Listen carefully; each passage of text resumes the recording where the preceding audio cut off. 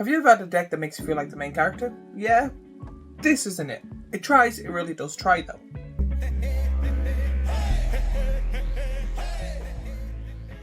Hey, I'm Joe ECJ, and in today's video I will be going over the Final Fantasy deck called Limit Break, showing you what's inside, give my thoughts and opinions on it, to overall see if this deck is worth buying for you.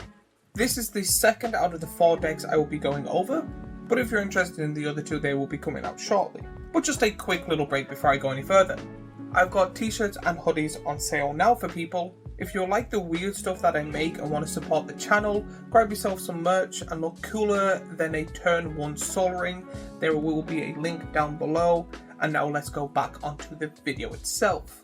So if you don't know what this deck is, it is a 3-colored deck that is red, green and white. Starring, and I do think the biggest sale point of this before I go even into the deck, is that Final Fantasy VII and the characters are the most known in Final Fantasy. So I say this is more of a kind of people fall in love with number 7 and the characters in it, that this is going to have majority of them in it, and people are more excited for the characters themselves than the cards and how the deck runs. So again, before I go into the full deck, if you like Cloud and Sephiroth and all them characters that even non-Final Fantasy players know and you want to buy this deck for that, go right ahead. This review is on the deck itself, the cards in it, the art in it and how it plays, not the characters. But talking about characters, let's start off with the commander of the deck, and that is Cloud X Soldier. For 2 generic, a red, a green and a white. You get a legendary creature, Human Soldier Mercenary, that is a mythic. Has haste. When Cloud enters, attach up to 1 target equipment you control to it. Whenever Cloud attacks, draw a card for each equipped attacking creature you control. Then if Cloud has power 7 or greater, create 2 treasure tokens, and he is a 4/4.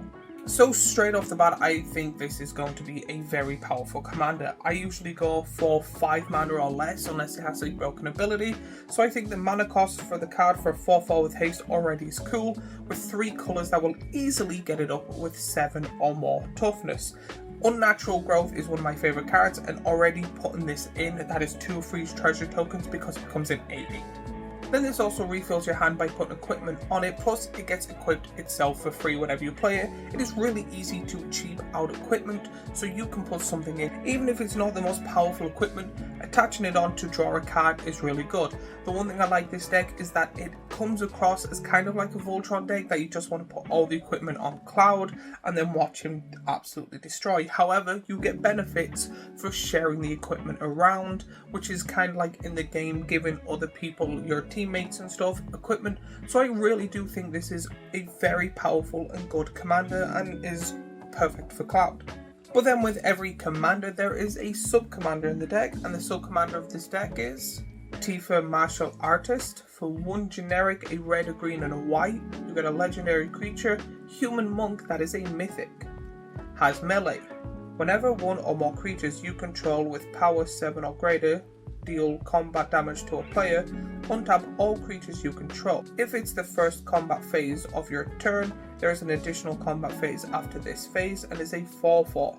4 mana for a 4/4 is okay, but I really do like the ability that whenever you attack multiple of your opponents, which is good because that's what you're aiming to do with the commander as well, she gets a +1/+1 until end of turn.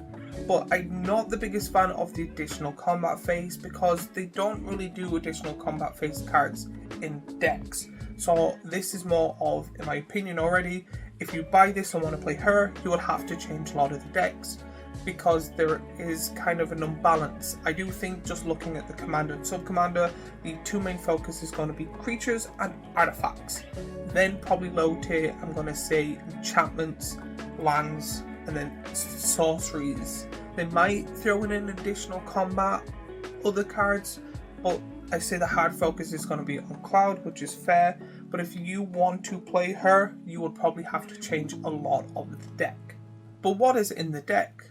Let's go through it. Starting off with the creatures. When it comes to this, there is 25 creatures in total, but you get great rares and mythics, just like Sid Free for Pilot, Elena Turk Recruit, Heidegger Shira Executive, Heli Trooper, Avalanche of Scout 7, Kit Sith Future Teller, Summon Kajuta, Vincent Vengeful Aeterer, Ufi Materia Hunter, Bugenhagen Wise Elder, Professor Hojo, Aerith Last Ancient, Berend Avalanche Leader, Red XIII Proud Warrior, Sethra Fallen Hero, Bastion Protector, Bronze Guardian, Pure Steel Paladin, Hellkite Tyrant, Professional Facebreaker, Armory Automation. So as I said in the previous video, if you didn't watch it, I do mention that I'm not the biggest fan that the Final Fantasy cards get a normal art and an extended art, where if it is already a Magic card, it just gets a base art. But again, that's just me, and I'm not the biggest fan of the kind of universes beyond and how Magic's changing. But if you like that stuff, that is great and perfect for you. The card selection again does seem, in my opinion, quite good and a bit all over the place. I know I probably butchered a bunch of the names, but I've never fully played a Final Fantasy game. I've played like chunks of 3 of them, which I think is 7, 10 and 13. I could be wrong on 10. My actual username is based on VI, so again, that's a completely different video. I'm not the biggest fan of the deck creature wise. I still have a lot to go on, but it does seem good when it comes to the character selection.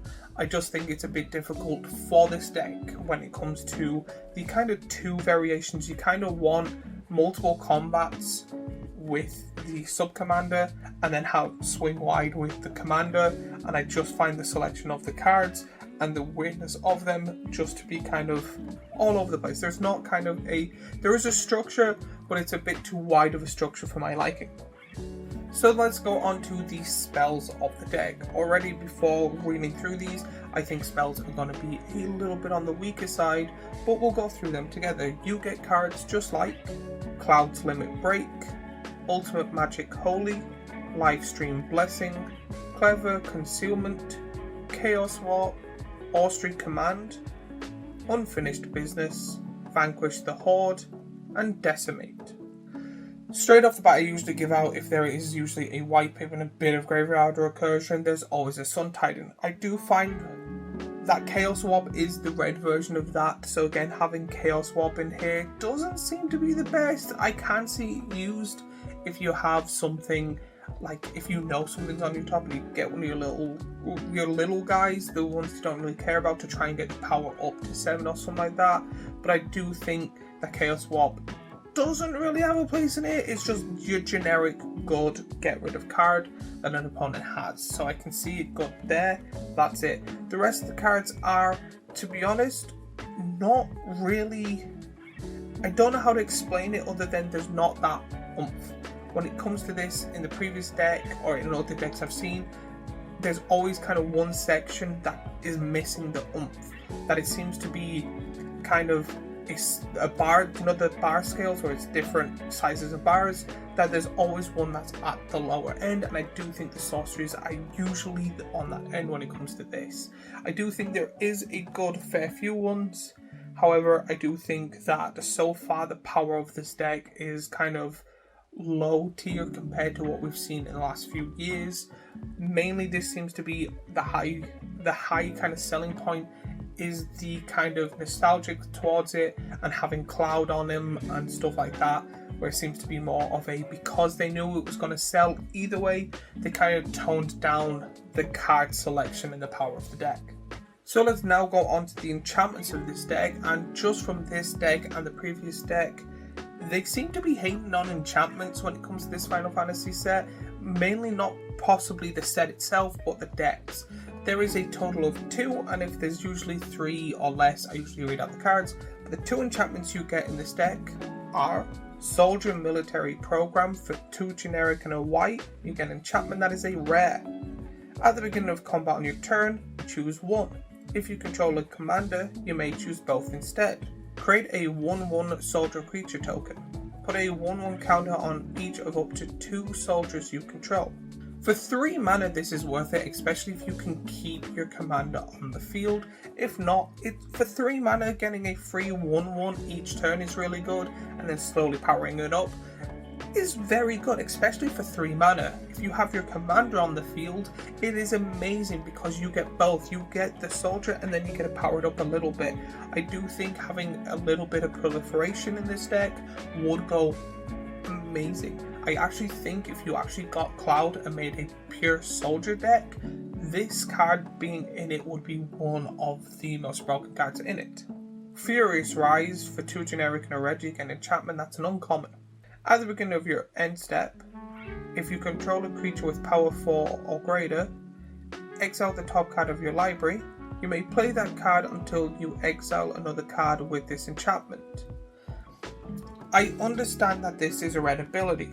Personally, I'm just not a big fan of exiling cards and playing them later. I usually like to play a little bit more on the blue side and green side of I'm drawing a load of cards and I'm getting enough mana that I can play them right now. Playing them later on does seem a little bit of a slowdown for me, but I do have to admit, for 3 mana being able to get an extra card is amazing. I do think, personally, I think it should go to the graveyard so you can add this into, we'll say, black-red decks or black-red plus decks for graveyard recursion purposes. Other than that, I do think this is quite a good card. Now we're going on to the artifacts. There's 19 in total, with only 2 being mana rocks. But again, with the commander and subcommander, I kind of guessed that there was going to be a large amount of equipment. Now a good chunk of these are just uncommon that are really amazing, like the boots and stuff. However, there is a handful I do want to mention, and they are Summoning Materia, Confirmer Shuriken, Wrecking Ball Arm, Champion's Helm, Conqueror's Flail, Dark Steel Plate, Inspiring Sanctuary, Sword of the Animus. There is a handful, especially Sword of the Animus and Dark Steel Plate, that I love. I think they are some of the most powerful equipment in this deck and some of the most powerful equipment as a whole. I love these equipment cards. My only thing I would be worried about is there's no really artifact kind of tutors or finding there. I think putting a little bit more in or putting a good chunk more in would be beneficial, mainly because if you want the Sword of the Animus to go fast, you have the entire deck to go through, where I do think putting in that's able to find it would be really, really good. I actually think that would probably make this deck amazing. Same with Dark Steel Plate and stuff like that. The rest of the equipment is good to amazing. There's no real bad ones. Again, when I mean bad, I mean knowing the deck and the price and how they kind of build it. There is cards that I'll be like, I wouldn't personally put in. I would put in these better ones, but I know they're probably the most like powerful, more kind of expensive artifacts like. So again, I understand why they are not putting it in. And then finally, usually the bit I worry about is the lands. When it comes to lands, there's 37 in total, but you get lands just like Bonder's Enclave, Canopy Vista, Cinderglade, Clifftop Retreat, Firelit Thicket, Fortified Village, Fury Calm Snarl, Game Trail, Mossfire Valley, Rootbound Crag, Rugged Prairie, Scavenger Grounds, Slayer's Stronghold, Sungrass Prairie, Sun Petal Grove, Sunscorched Divide. Lands are getting better. I really do like lands now. Usually when it comes to the deck, I'm usually like, oh, the lands suck, and for years I have been saying lands suck. They are on the right stage now. I think they are good, I think they're great, and of course it is in a time where I think, because of all the universes beyond stuff, Magic's not feeling like Magic, that I'm like, of course you pick up on the lands and make the lands better, when personally you're not giving Magic anymore. Again, that is a completely different subject that I've done in a previous video. So I do think that it is good that the lands are up, and I do think that it is going to up the price of the deck to be if this is worth it or not. I do think overall, straight off the bat, if you are a Final Fantasy lover, buying all the Final Fantasy product is fair game, because again, I would be the same. There are certain collections, certain things that I just love and don't really care for the price. If I want it, I will try my best to get it. So on that stage, again, 10 out of 10, do whatever you want. However, when it comes to the deck itself, with power, card selection, art, and a few little other bits that I judge it on, I think this deck is really good, really powerful. I think if you want to play it, you can play it out of the box, but I say adding changes in it to more focus on the commander or sub-commander is going to be a really good idea. I like that this deck can be aggressive and hit everyone, and I do think that this has the potential to be not busted, but a very powerful deck. So overall, I could possibly give this probably a 7.5, but that's just me. I would love to hear your thoughts and opinions in the comments down below. Is there any cards you would put in, or any characters from Final Fantasy that you would have loved to see in this deck? While you're down there, remember to like and subscribe and do all that YouTube stuff we always ask and annoy you for. And as always, I have the first Final Fantasy video here, a playlist of all the Is It Worth It Magic the Gathering stuff I make here, and a subscribe button here. Please watch more of my stuff, and I shall see you in the next video.